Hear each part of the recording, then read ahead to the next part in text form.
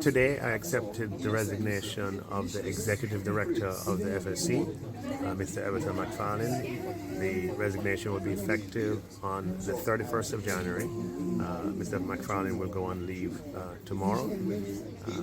The Chief Prudential Officer of the Bank of Jamaica, who is responsible for prudential supervision of all deposit-taking institutions, will step in on an interim basis, seconded from the Bank of Jamaica.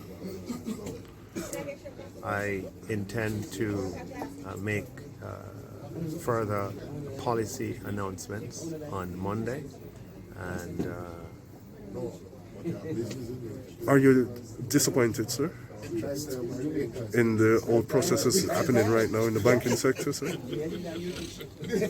You know, as I said in my statement, I am certainly disgusted at what has been revealed thus far in terms of the fraud at SSL, and I've given a commitment that the government of Jamaica will do everything in our power to ensure that the strength and credibility of Jamaica's financial sector remains intact. Thank you. Thank you, sir.